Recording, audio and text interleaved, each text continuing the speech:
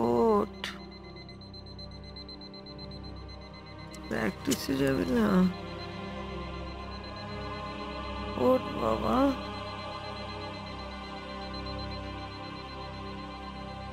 Practice.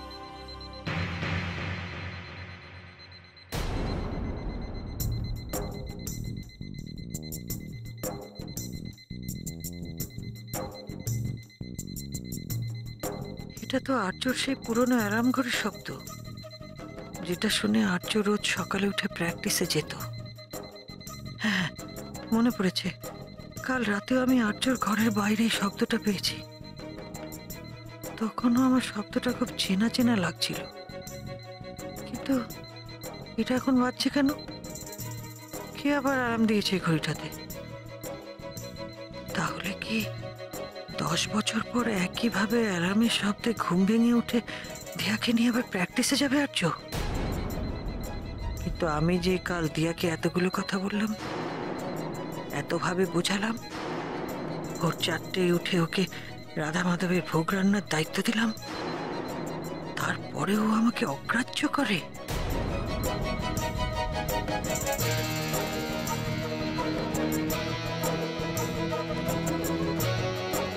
কি ব্যাপার, অ্যালার্মটা তখন থেকে বেজে চলেছে, কেউ বন্ধ করছে না কেন? তাহলে কি দিয়া ঘুম থেকে ওঠেনি? এই মেয়ে হবে কিনা আমার বাড়ির বড় বউ। এত জোরে অ্যালার্ম বাজছে তবু মেয়ের ঘুম ভাঙছে না। দিয়া,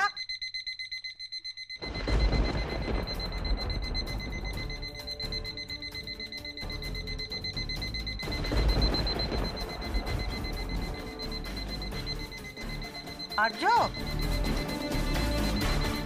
আর্য, কোথায় গেলি? আর্য,